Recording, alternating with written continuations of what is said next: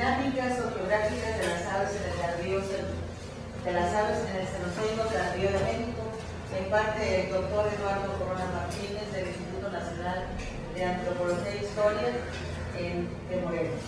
Entonces, habla de eso.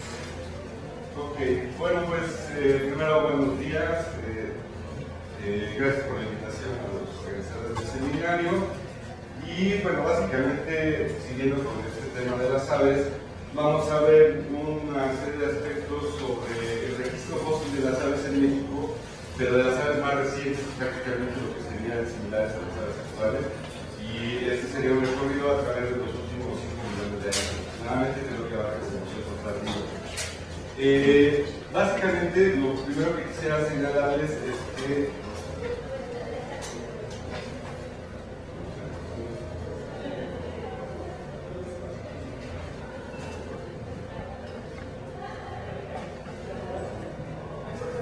bueno, primero creo que habría que establecer algunas características del tema. Bueno, las aves fósiles en términos generales nos van a aportar una serie de datos que son relevantes para incluso conocer la fauna actual. En este caso nos proveen datos sobre las relaciones filogenéticas, proveen información sobre la distribución geográfica, nos aportan también elementos sobre morfología y adaptaciones anatómicas, y en general todo este conjunto nos permite establecer una serie de datos acerca de la evolución orgánica. Existen una serie de problemas, sin embargo, el estudio de las aves fósiles no es tan sencillo. No es tampoco de que vayamos y cualquier yacimiento que encontremos nos salen aves en general. Estos presentan una serie de problemas. En general, por ejemplo, todos lo que se denominan los procesos taxonómicos, es decir, todo el proceso de enterramiento, de supervivencia, de sobrevivencia del hueso en los sedimentos, muchas veces por la fragilidad que presentan estos restos, no hay un nivel bueno de conservación. Muchas veces se encuentran también, por ejemplo, los huesos están en un nivel muy fragmentario, los vamos a ver más adelante, y otros fenómenos que encontramos, otras evidencias que encontramos, son las huellas, las plumas y restos de huevo. Sin embargo, bueno, en estos casos, en el caso de las huellas, las plumas y el huevo, es a veces muy difícil llegar a una identificación más precisa, sobre todo si no están asociados con restos óseos. Por otro lado, bueno, en el caso de varios países, en particular de México, tenía muchos años que no existía una investigación sistemática de esto. Ahorita vamos a ver también más adelante algunos elementos históricos, bueno, de cómo se ha desarrollado la investigación en México. Y por otro lado, bueno, tenemos también, como el caso, por ejemplo, cuando habla René y todo el mundo dice dinosaurios, entonces se imaginan los huesos gigantescos y todo el mundo se fascina con el tema. O, por ejemplo, el caso de los mamíferos, todo el mundo comienza a encontrar mamutes, mastodontes, ¿no? Y entonces ven unos huesos, van a museo de zoología y ven un mamut gigantesco, y todo el mundo se emociona y quiere estudiar ese tipo de bichos, y entonces resulta que las aves, pues de repente se encuentran con un huesito de 3-4 milímetros, ¿no? Y todo el mundo dice, bueno, ¿y eso qué es? Quizá que lo vayas a identificar. Entonces, muchas veces llega a pasar hasta, se queda acumulado ahí en las colecciones. Y bueno, un elemento que ese es un elemento que venimos arrastrando en México sobre todo, es que nuestro conocimiento de la anatomía de las aves en particular no ha generado una escuela fuerte en este contexto y realmente no hay personal que esté muy interesado en ese tipo de aspectos. De hecho, incluso, por ejemplo, son muy pocas las colecciones sociológicas que existen en México. Solamente tenemos una en el Instituto Nacional de Antropología e Historia y algunas otras colecciones del Museo de Zoología aquí en la Facultad de Ciencias, y en Pachuca ahora algunos ejemplares que existen también de aves, pero en realidad no hay colecciones sociológicas de comparación y por lo tanto tampoco existen estudios anatómicos de aves que se hagan estudios comparativos por ejemplo, de una serie de grupos, ni existen incluso estudios sobre especies que sean de interés para nosotros, sobre todo teniendo una fauna tan rica que prácticamente representa el 10% de la fauna mundial, como ustedes perfectamente saben. Bueno, entonces la idea aquí es, con todo este contexto, presentarles pues una serie de hipótesis que se han desarrollado, básicamente acerca del intercambio geográfico de las aves en este periodo que les hablo, las hemos encontrado. Bueno, entonces, de los antecedentes que podemos ubicar, tenemos que la paleontología tampoco es nueva en México, o sea, no es un elemento que, digamos, surgió hace 10, 15 años, o el siglo pasado, el siglo XX, sino tiene cerca de 200 años de actividad. O sea, muchos de estos registros se efectuaban, por ejemplo, los primeros naturalistas que llegaron en la época colonial, efectuaron una serie de registros muy importantes, sobre todo a nivel de mamíferos. Pero en el caso de las aves, este es un proceso que se viene desarrollando prácticamente desde fines del siglo XIX y mediados del siglo XX, desde mediados del siglo XX hasta prácticamente la actualidad, es la gente que se encuentra trabajando. De hecho, en México solamente existimos 3 gentes que estamos trabajando con restos óseos de aves de distintos periodos, y yo básicamente te concentre en lo que sería Pleistoceno tardío, ¿no? Entonces, digamos, para que más o menos ubiquen, digamos, el nivel de especialistas que existen, ¿no? Hay un colega que está trabajando, por ejemplo, en Baja California, otro colega que está en Saltillo, y pues prácticamente para de contar, ¿no? O sea, los demás son así como que colegas que están, muchas de las muestras a veces se mandan a Estados Unidos, para que ya se desarrollen los estudios, allá tienen grupos mucho más fuertes para este tipo de estudios, ¿no? Bueno, entonces el caso de la que se señala, que los restos de aves son un tema que se ha desahogado poco a poco, y bueno, pues en promedio de los últimos 15 años es cuando se han hecho más yacimientos, se han estudiado más localidades, y bueno, varias de ellas las he estudiado yo. Es más, las he estudiado yo soy. Entonces, por ejemplo, aquí podemos ver algunos de los registros, más o menos cómo se han desarrollado los registros paleontológicos en México. Entonces, por ejemplo, de 1840 hasta 1000, en este periodo que prácticamente abarca 100 años, tenemos solamente 2 publicaciones y 3 registros de aves, ¿no? Y de hecho algunas se hicieron en Alemania. Bueno, las hicieron las expediciones que vinieron por la expedición que vino con Humboldt, tomaron una serie de materiales, se los llevaron y los publicaron en Alemania. Entonces, y posteriormente ya en estos años, entre los 40 y prácticamente los 80, bueno, hasta aquí, hasta 69 aproximadamente, aquí son, por ejemplo, equipos norteamericanos que están trabajando en conjunto con el Instituto de Geología de la UNAM o con el Instituto de Antropología, y bueno, son redes importantes, ¿no? Que son paleontólogos importantes que vienen a trabajar en localidades de México, se llevan los materiales y hoy están depositados, por ejemplo, en California, están depositados en Kansas, y ahí es donde se tienen que Illinois, en todo lugar donde están depositados esos materiales. Y ya a partir de 1980 se comienzan a trabajar, sobre todo en varias localidades del Pleistoceno tardío, en la Cuenca de México, y algunas veces, bueno, ya vamos a tocar el trabajo de desarrollar esta parte, sobre todo estos últimos años.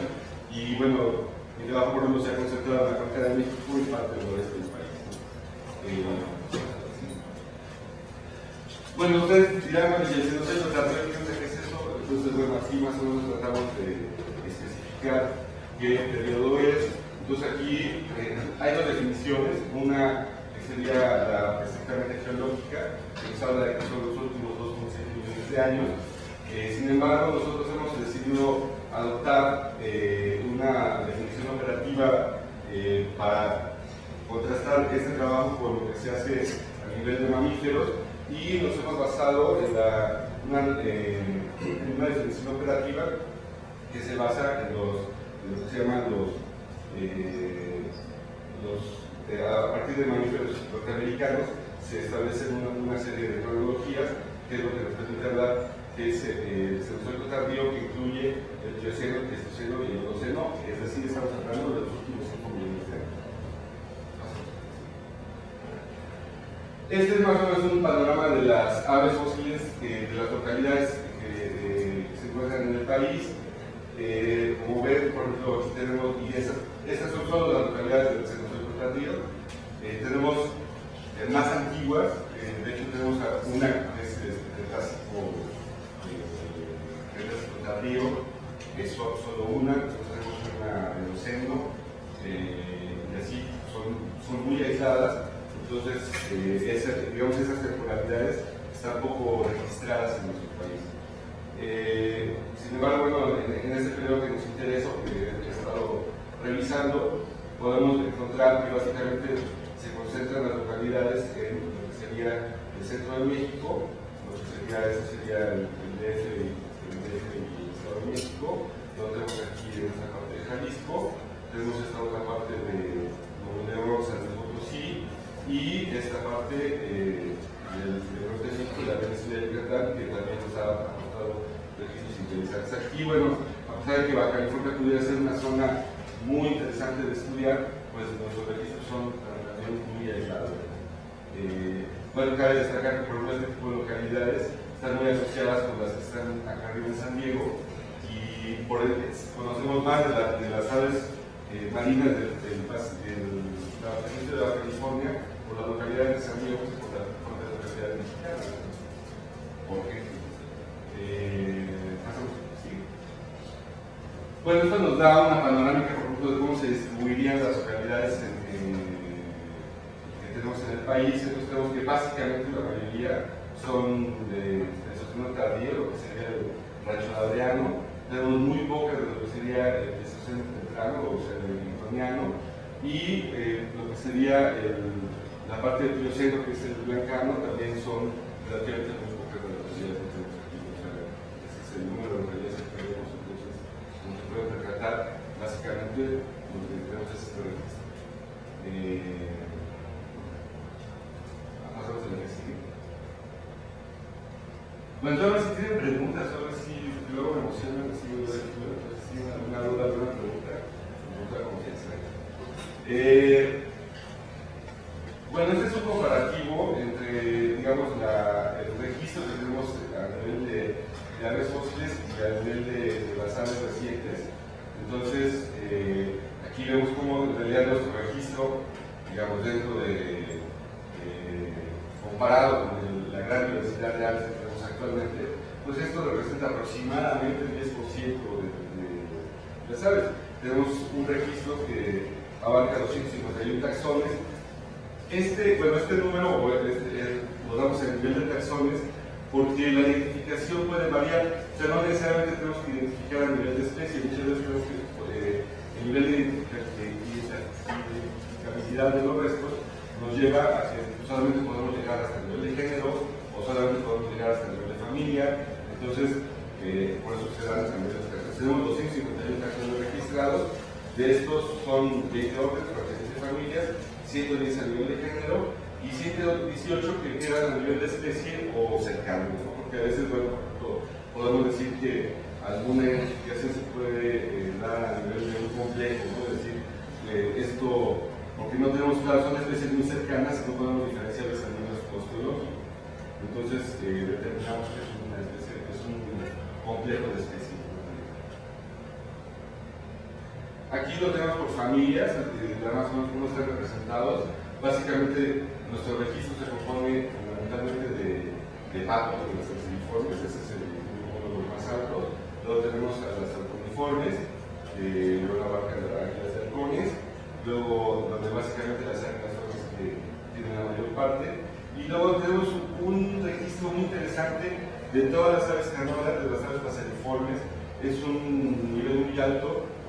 Comparado incluso con algunos, por ejemplo, con Norteamérica. Sin embargo, bueno, también el nivel de identificación de estos grupos es muy complejo, ¿no? Sobre todo si consideramos que muchas de estas especies surgen a lo largo del Pleistoceno, se dan los procesos de diversificación de muchas de las especies que radican en México. Entonces, es muy difícil a veces llegar a una identificación, sobre todo estamos hablando a nivel osteológico y de pequeños fragmentos de lo que encontramos en el pasamos a la que sigue. Bueno, estos, por ejemplo, algunos ejemplos de cómo encontramos los restos. Entonces, estos, por ejemplo, son unos guajolotes. Estos los encontramos, unos son, básicamente se encontraron en la zona de San Luis Potosí. Tenemos ahí 3 localidades. Entonces, una es la localidad de Cedra de San Luis Potosí, y la otra, la luna de la media luna, que está depositada en el Instituto de Geología de la Universidad. Entonces, Por ejemplo, este es el nivel de restos que encontramos, ¿no? Hay un nivel de fosilización muy bueno, pero bueno, digamos, ese es un tipo, entonces el fragmento de tipo se puede comparar con las producciones sociológicas de animales recientes y a partir de ello podemos establecer la similitud y las diferencias con ese tipo de ejemplares. Obviamente se hacen estudios sociológicos, obviamente se hacen comparaciones no solo morfológicas, sino también implican comparativo geométrico. Bueno, se determinan los sostenidos estadísticos para ver si esto pertenece o cae dentro de la variabilidad de la especie actual o no. Pues bueno, por ejemplo, tenemos este pico, tenemos este pedazo de una, tenemos este pedazo no, esta es la laguna y esta es la casa. Y luego, por ejemplo, aquí tenemos, esta es una bacteria extinta, un ave que estaba también en San Potosí. Solamente existen tres registros en Norteamérica y tenemos un registro en México y otro probable es porque está en una colección de California, de Jalisco. Y por otro lado aquí tenemos, por ejemplo, esta un pelícano que está asociado con, fue recuperado en la localidad del Peñón de los Baños, que ahora está perdida porque está metida ahí en todo el aeropuerto y todas las colonias que quedaron ahí. Pero esta localidad es muy interesante porque es una de las primeras donde se localizó hombre de cráneo en América. Entonces, de hecho, apareció junto o asociado en el mismo contexto sedimentario de uno de los hombres más antiguos en América, que está fechado alrededor de los 13.000, 14.000 años antes del presente, y es uno de los ejemplares más antiguos que existe en América. Entonces apareció este hueso, y como les comentaba hace rato, o sea, hubo gente quienes obtuvieron eso, porque eso se obtuvo en los años 40 aproximadamente, sacaron los restos humanos, el personal, la mayoría era antropólogo físico, entonces escribieron los restos y dijeron, estos como que no son humanos, ¿no? Entonces fueron y los pusieron a un ladito, el hombre del Peñón de los Baños, obviamente le hicieron un estudio fenomenal, y esto lo dejaron aparcado a un lado, y ahí se quedó durmiendo por años, ¿no? Hasta que ahora, hace poco comenzamos otra vez a discutir por ejemplo, los problemas del poblamiento de América, con se hicieron nuevas dataciones de los ejemplares humanos, vimos que había mucha unidad de antigüedad, etc. Y entonces estaban revisando las condiciones, estaba yo con el curador de la Comisión de Museo de Antropología, y me dice, oye, tú como que le haces a una cosa ahí medio rara, que le das huesos de aves y ese tipo de cosas, ¿no? Dice, esto como que de qué es, ¿no?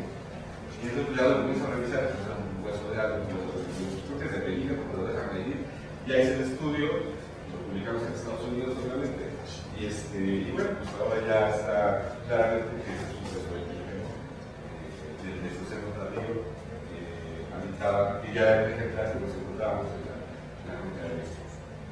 Pasamos a la que sigue. Bueno, y tenemos registros muy interesantes también, antes de que sigamos, por ejemplo, tenemos registros en la América de México de flamencos, ¿no? Entonces tenemos así, hace 10.000 años, ahora nos encuentran en la península de Yucatán, nos encuentran en el Caribe, pero existían justamente en toda esta zona del centro de México, o sea, lo que sería el lago de Chapala, lo que era conformando lo que era la Cuenca de México, podemos encontrar estos retratos que están registrados a lo largo del proceso tardío. Bueno, entonces yo me cometí la locura de hacer todo el registro paleoornitológico del Cenozoico tardío y juntar los datos y dije, bueno, porque finalmente todo podía terminar como en un catálogo, ¿no? Y decir, tener ahí listas espantosas de nombres científicos, etcétera, etcétera, y decir uno, bueno, ¿y eso qué? ¿No? O sea, bueno, podría ser como un buen director telefónico, pero no nos respondía a preguntas acerca de cosas. Entonces, el registro fósil tiene que darnos datos o permitirnos establecer hipótesis que nos sirvan para estudiar la actualidad. Ese es digamos, nuevos elementos centrales donde nosotros tenemos que encontrar la conexión entre lo que es la información del pasado y la información actual. Entonces, pues una de las cosas que se evaluó fue que, pues todos sabemos que la avifauna mexicana en la actualidad está muy claro que se compone de dos, es una mezcla de faunas tanto templadas como tropicales, y bueno, todos estamos contentos con ese tema que decíamos juntos, ¿sí? Pero la pregunta es, ¿el registro fósil nos puede dar una idea acerca de que si hubo cambios o no en esos componentes templados y tropicales? Sobre todo pensando que México se encuentra justamente en la zona de transición de estas dos grandes regiones biológicas americanas, que es la Ártica y la Amazonía tropical.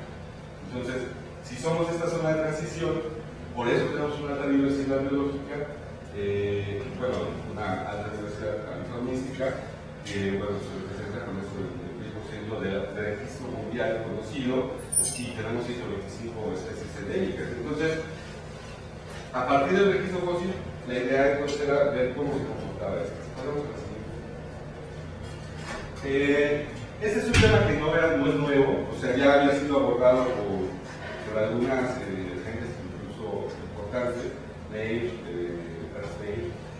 Darwin, que es uno de los pobres de la biogeografía, Howard, que es uno de los estudiosos de la avifauna mexicana, y Grissom, que también había trabajado. Sin embargo, bueno, para mi gusto, después de revisar lo que hicieron, había una serie de problemas metodológicos, sobre todo las categorías que ellos utilizaban, estas son algunas de los ejemplos que ellos estaban utilizando. Y bueno, por ejemplo, Grissom encontraba cosas así muy raras, bueno, establecía categorías que decía, a ver, ¿cómo aplico esto? Porque, por ejemplo, ponía un grupo de alta distribución, de aves de alta distribución, y luego lo dividía entre las que eran de latitudes templadas, de latitudes tropicales y las que eran neotropicales. Y después ponía un grupo que llamaban neotropicales y las dividía entre las verdaderas y las de amplio rango.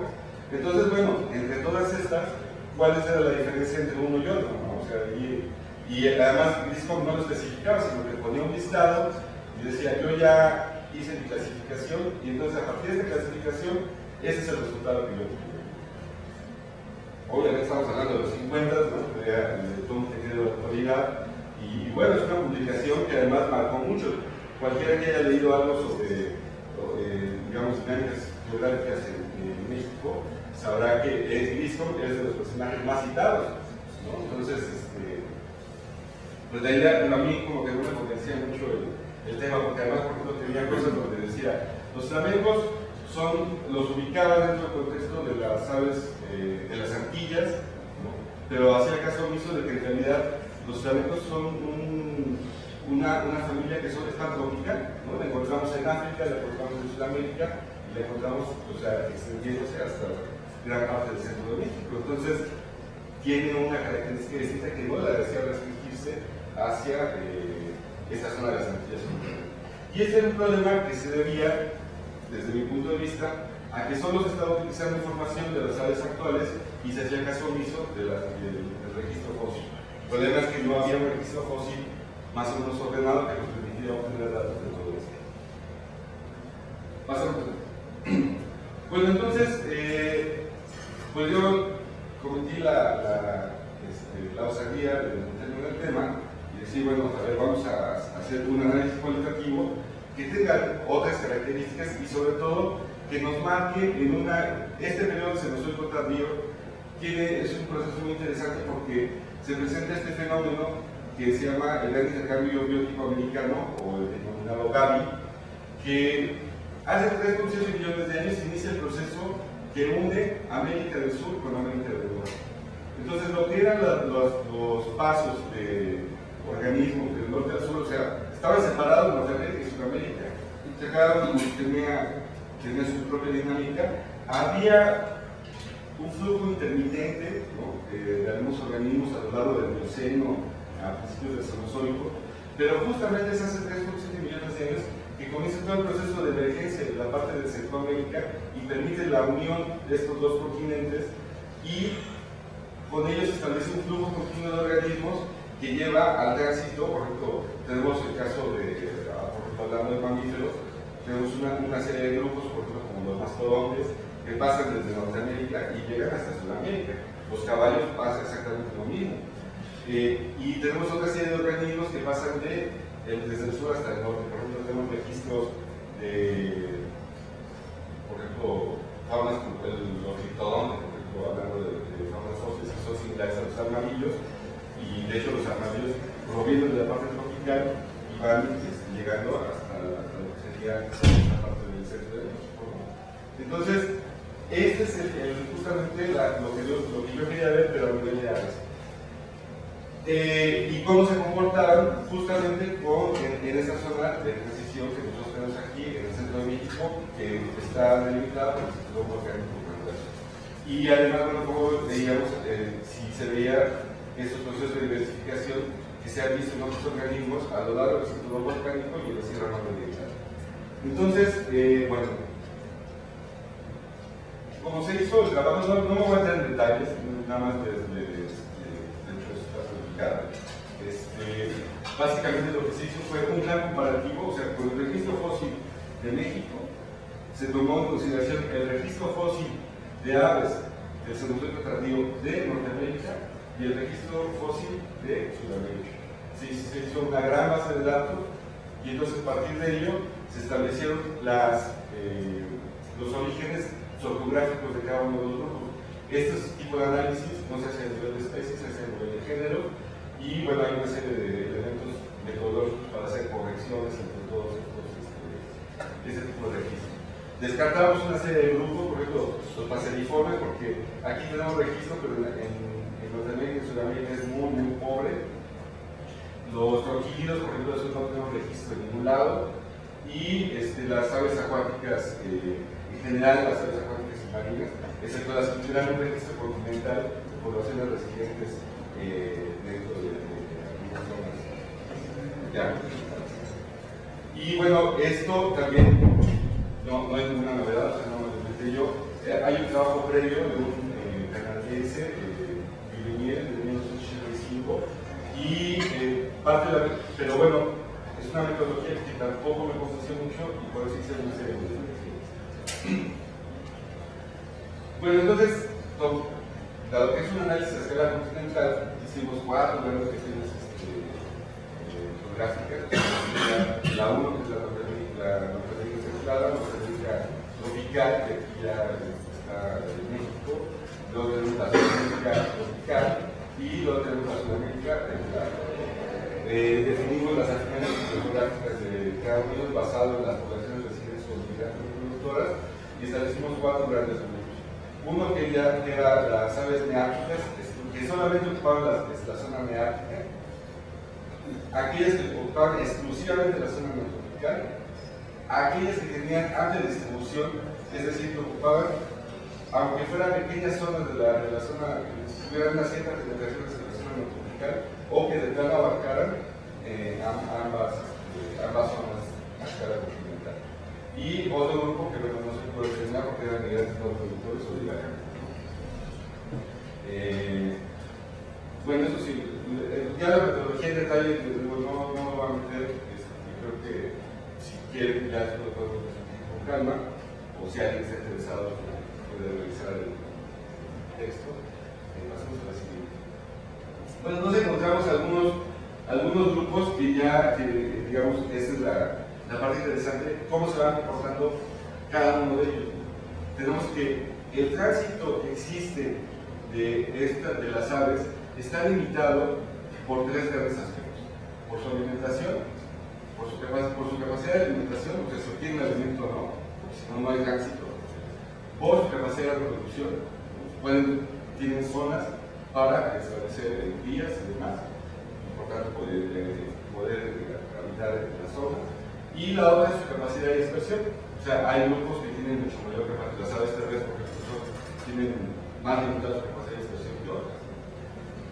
Bueno, entonces, este es, digamos, uno de los primeros grupos que tenemos, que son los neárticos estrictos, y tenemos 2 grandes grupos. A su vez, eso se divide en 2 partes. Uno, que abarcan hasta Sudamérica, o sea, llegan hasta Sudamérica, y que son posteriores al fenómeno que les hablo del Gavi, es decir, ya con la parte terrestre que existe en el norte de Sudamérica.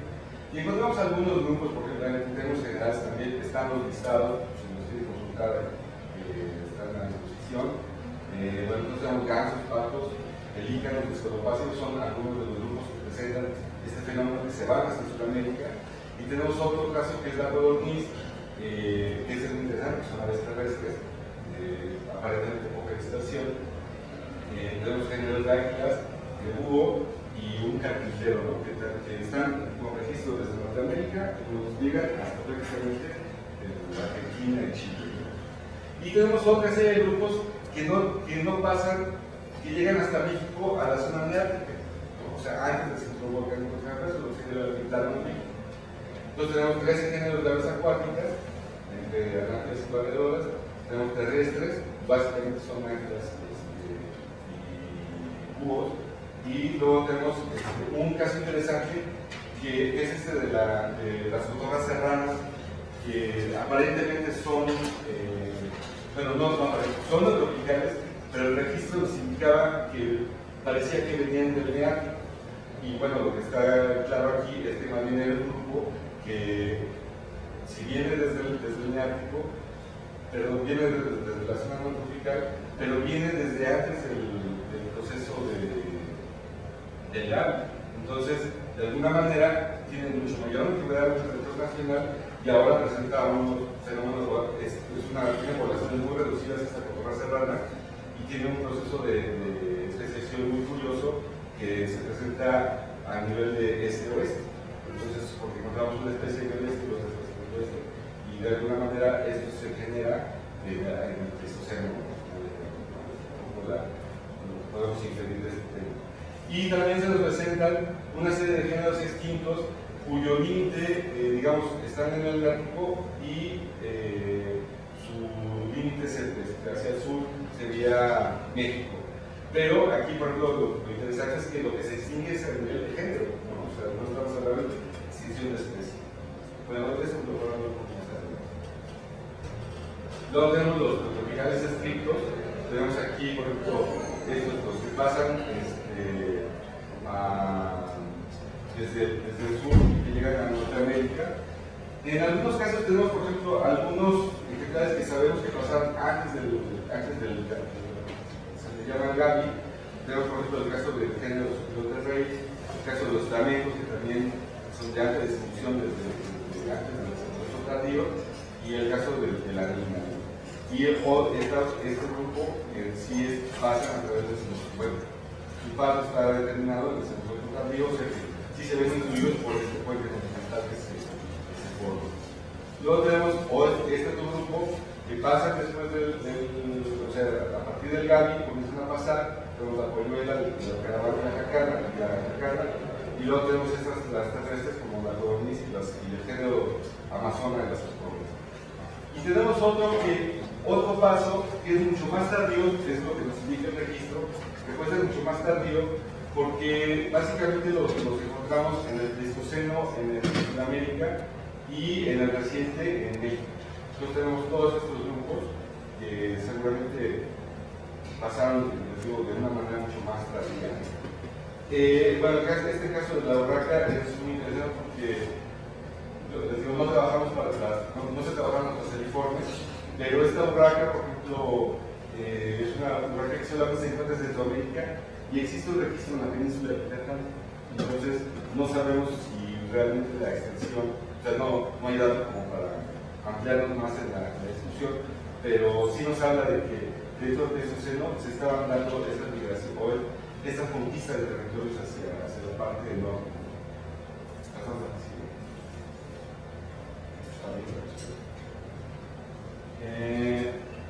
Bueno, tenemos otros que son, estos son los de alta distribución, es decir, que los encontramos en dos zonas, en la zona tropical y en la zona neártica. Tenemos uno que son los que vienen desde la zona neártica y llegan solamente hasta México. Entonces tenemos aquí, por ejemplo, los pavos, los linces y el correcamino. Estos, por ejemplo, son muy interesantes también porque son grupos que presentan una especiación latitudinal, es decir, tenemos una especie que es del norte y una especie que es del sur.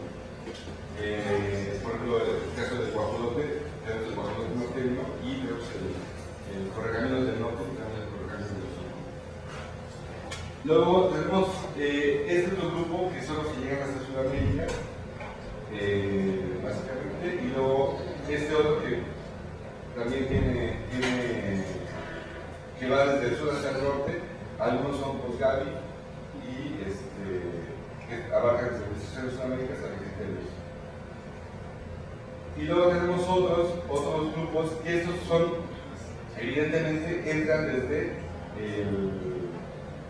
están ya presentes desde antes del puente terrestre, ya se encuentran distribuidos en el norte y en Sudamérica. Entonces, bueno, estos son grupos. Bueno, pues para no, a lo mejor ya más no es pero bueno, queríamos conocer algunos ejemplos.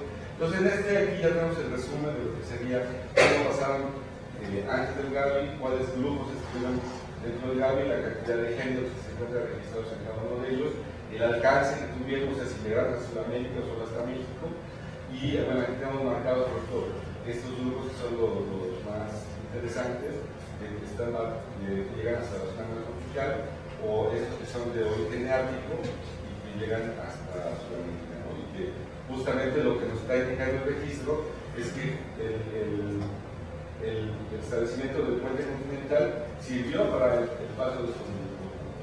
Entonces, vemos como aquí hay menos, antes del Gavi, si bien había tránsito, no era tan fuerte, y aquí nos demuestra que sí influyó en el paso de estas aves el establecimiento de este puente continental. Este cuadro no tiene muchos detalles, es un comparativo entre el trabajo que hizo Boulenger y el trabajo que se hizo actualmente, y donde lo que se intenta demostrar es que la metodología aplicada fue mucho más eficaz porque aporta una identificación mucho mayor que la que habían aportado tanto Briscoe como Boulenger. Entonces, los detalles también de todo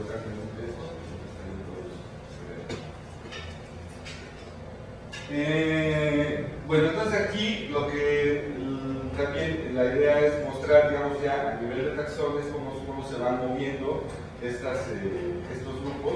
Y aquí podemos ver cómo, por ejemplo, antes del Gavi existía una serie de familias y cómo posterior al Gavi se da un crecimiento de las familias que pasan de un lado a otro, ¿no? Entonces aquí vemos cómo es mayor la cantidad de familias que pasan del sur al norte que del norte al sur.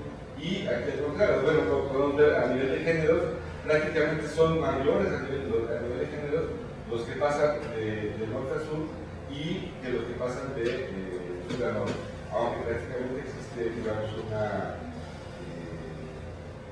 casi están al 50%, o sea, las diferencias son mínimas entre ellos. De hecho, y bueno, aquí el registro, les digo, aporta una explicación mayor que mientras aquí nos encontramos que estas familias que estos géneros intervienen o se ven influidas por el puente continental, mientras que en el caso de Boulenger él solamente encontraba que eran 15 familias y 25 géneros, o sea, hay una cantidad mayor, ¿no? Y bueno, hay una explicación mejor en ese sentido. Pasamos con el siguiente. Bueno, les decía, aquí el problema también era ver si estos grupos definidos como neotropicales o neárticos, que son los componentes de la fauna incluso de la actual, habían tenido cambios a lo largo del tiempo, si podríamos medir esto. El registro fósil es incompleto, o sea, tiene problemas, etc.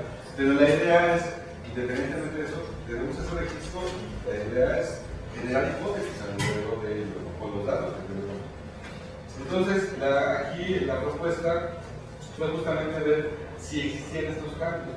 Entonces podemos ver aquí, por ejemplo, estos son los neárticos, cómo el componente neártico va disminuyendo en los últimos 5 millones de años, mientras que el componente neotropical se va incrementando.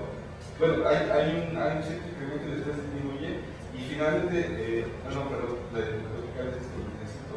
Entonces, cómo se va incrementando el paso de las aves neotropicales. Entonces, aparentemente lo que está sucediendo es que, o lo que sucedió en este proceso, es que hay un incremento sostenido de las aves tropicales a lo largo de los últimos 5 millones de años, mientras que hay una retracción de este grupo de las neárticas en esta zona.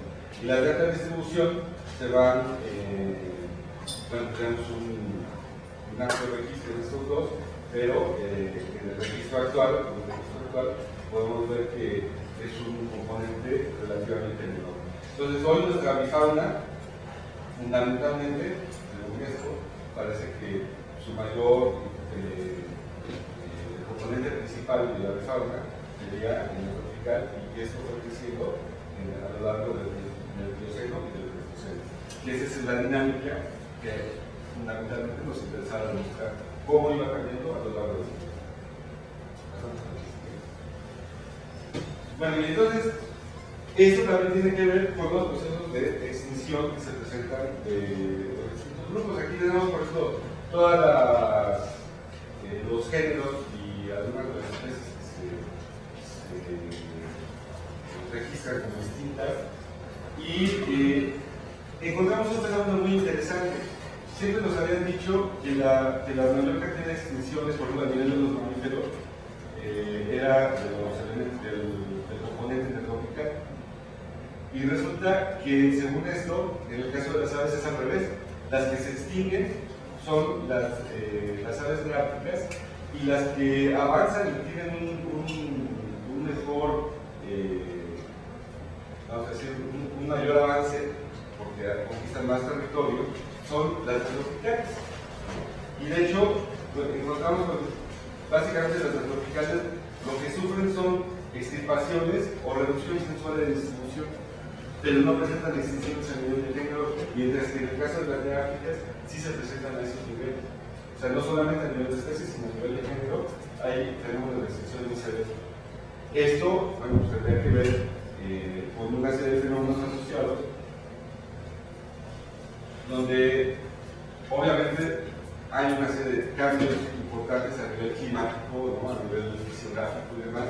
Entonces, por ejemplo, aquí encontramos cómo tenemos desde el periodo del paso del Pleistoceno al Plioceno, hay procesos de bajas temperaturas, hay un escaso régimen pluvial, se incrementan las plantas que consumen carbono cuadro, que ese es un cambio importante entre las plantas, porque significa cambios en los regímenes alimentarios que varían de los organismos.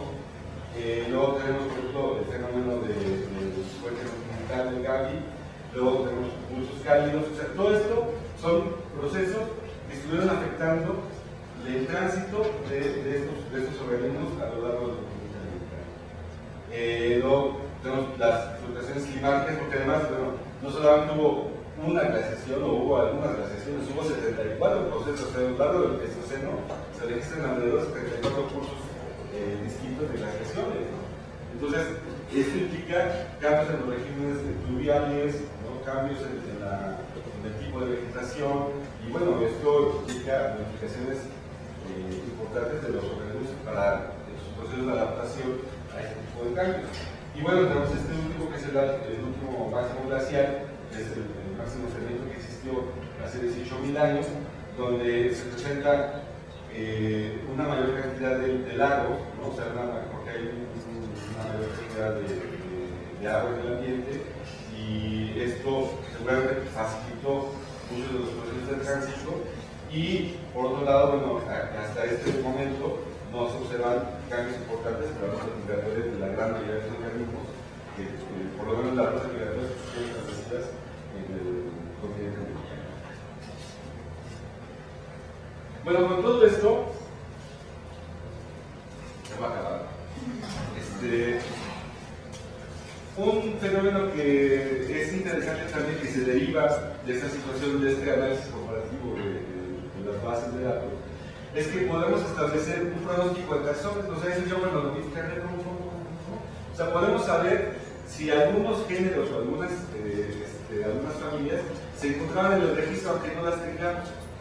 Esto es un poco así alucinado, pero en realidad podemos hacer una especie de predicción, porque justamente, por ejemplo, si tenemos un registro en el norte, tenemos un registro en el sur, seguramente tuvo que haber existido en México, y si, bueno, si eso coincide también con sus migratorias, o sea, hay una serie de consideraciones que se hacen al respecto, y este es básicamente, digamos, los géneros que no tenemos en el registro fósil mexicano, pero que sabemos que vamos a encontrar, ¿no?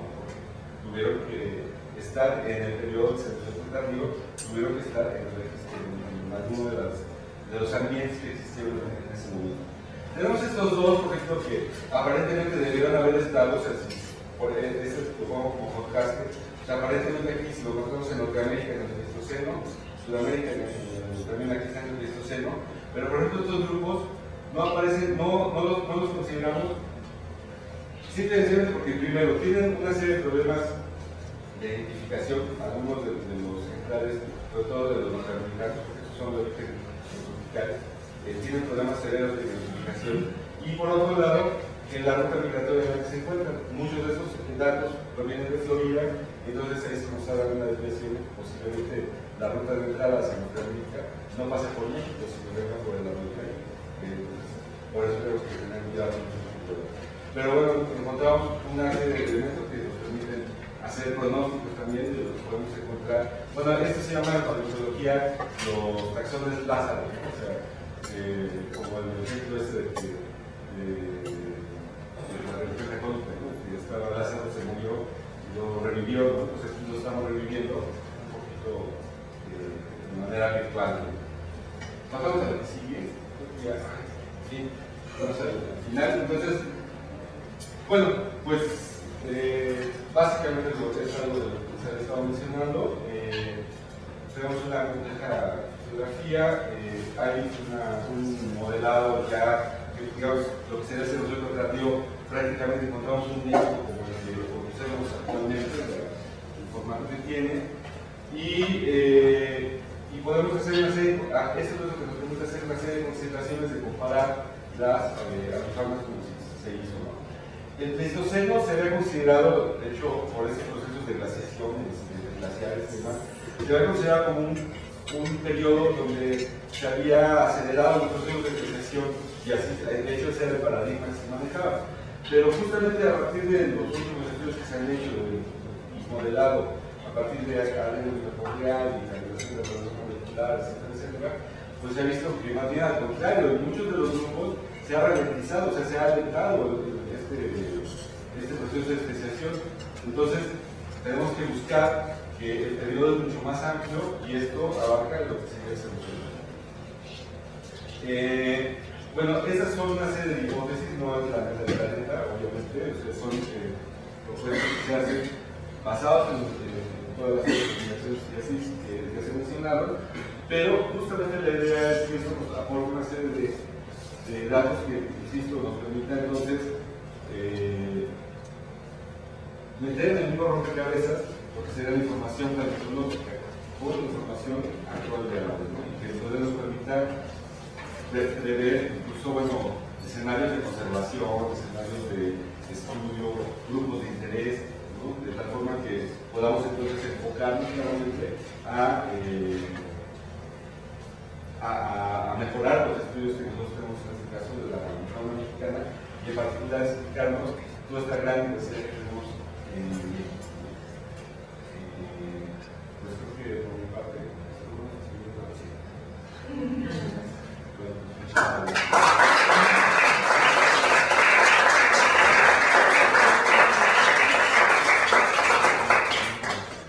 ¿Tiene algún comentario o alguna pregunta, doctor Eduardo Corona?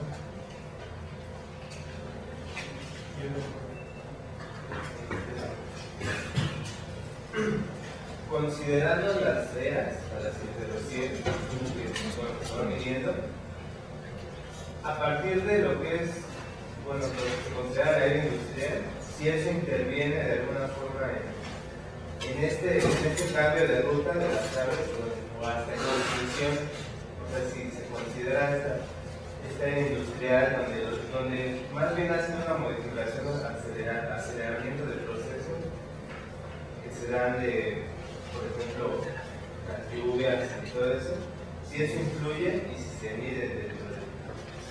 No, estamos hablando de los... Más bien puedo decir lo que decía Marco, ¿no? O sea, el humano es como la comparado con la Torre Eiffel, es una capa de pintura, ¿no? Entonces, digamos, el proceso industrial, bueno, todos estos fenómenos donde el humano ha estado modificando drásticamente medioambiente, tienen que ver con los últimos 200 años, prácticamente. Entonces, es una escala muy pequeña, todavía no vemos los efectos, estamos previendo que, todos estamos de acuerdo que es una preocupación de las modificaciones que se están haciendo al ambiente, los impactos que ha tenido la actividad humana, sobre todo la industrial. Entonces, pero no, son escalas sí creo que no podría verlo así. En el entendido para eso no podría facilitar o bueno, así que también mi pregunta es, a partir de esa era industrial, ¿se ha incrementado la extinción o no ha sido importante? No, yo creo que está claro que efectivamente la desaparición de hábitats y demás, o sea, ha sido muy agresivo y que hay especies que si no se han extinguido, hay, digo, las listas rojas que se mencionan de la IUCN, está clarísimo que hay especies que se han extinguido y hay poblaciones que se han extirpado, ¿no? Pero por ejemplo, yo te lo pongo en contraste, los fenómenos estos del ingreso del hombre temprano en América, por ejemplo, se ha mencionado, un tema que se ha debatido mucho es si el hombre influyó en la extinción de una serie de la extinción de los varios organismos de mamíferos y de aves también. A la fecha, todos los estudios, incluidos los que han hecho en México a este respecto, no son concluyentes. O sea, entonces, esto para mí de lo que está hablando es un efecto combinado, que yo creo que más bien por ahí tendríamos que ver, o sea, tanto la influencia del humano con la respuesta que tienen los organismos, sus adaptaciones al medio ambiente, su capacidad de respuesta frente a los cambios drásticos. O sea, los organismos también responden, eso creo que está todo de quedar claro. El problema es qué tan rápido pueden responder a los. Si eres súper especializado, pierdes tu fuente de alimentación, tu fuente de reproducción, y en cambio los oportunistas son los que tienen mayor posibilidad de sobrevivencia, o los que tienen un régimen alimentario mucho más diversificado. Yo creo que es muy acertado el comentario, porque, como dices, es en la última parte. Sí, actual. ¿Algún otro comentario? En las localidades de la Cuenca de México que señaló usted, ¿se han encontrado restos de aves asociados a restos humanos en algún tipo de relación alimenticia o algo así, simbólica? No, más que la neta. Por ejemplo, ese que les mostré del peñón de los baños, se menciona, de hecho incluso nosotros sugerimos que tal vez, como decimos que sí, tal vez posiblemente pueda ser, ¿no? que esté asociado, bueno, está asociado porque apareció junto, y entonces justamente, eso es muy interesante porque tiene, por ejemplo, es un esqueleto de una mujer, tenía una serie de plantas asociadas en la parte pélvica, y el hueso estaba a un lado. Entonces, no sabemos si fue un enterramiento, no, o sea, es algo que no hemos podido determinar, pero entonces posiblemente este era un resto como una falda, una línea de investigación, como dicen ahora, una línea de investigación va por ahí, y el hueso, curiosamente, si se fijaron, no aparecen las epífisis, ni la distal ni la proximal, o sea, es solo el centro. Entonces, por ejemplo, comparando con otros sitios en América y en Europa, se ha visto que las urnas de este tipo de aves, o sea, grandes, duras, pueden ser utilizadas como instrumentos musicales, pueden ser utilizadas también como contenedores, ¿no? Para llevar algo. Entonces, nos queda la duda de que si efectivamente, porque es muy raro, por ejemplo, también, digamos, en los estudios taxonómicos de 25, por lo menos en todos los yacimientos que yo he estudiado, es muy difícil que las dos especies será. Entonces, me da la idea como que pudiera ser pero ya, digamos, otro tipo de grupos no. Tenemos patos, tenemos flamencos, pero no están asociados, incluso, digamos así, a nivel de alimentación, con cortes o alguna cosa así. ¿No? ¿Algunos comentarios? Yo tengo uno que es en relación al doctor, además de que trabaja en el Instituto Nacional de Antropología y Historia, dirige un seminario que se llama Relación Culpable, y tiene su página y hace sesiones periódicas también en el otro foro en el que se puede aprender y discutir sobre esta posibilidad, como es se necesita de adeptos interesados para que se pueda desarrollar casi como toda la tecnología. Sí, Entonces, sobre esa página del seminario y damos las gracias al doctor y, como decíamos, a nombre de la Dirección de la Facultad de Ciencias, del Departamento de Biología Comparada, de Laboratorio de Vertebrados y del Instituto Nacional de Naturaleza, le damos el certificado de su participación. Muchas gracias.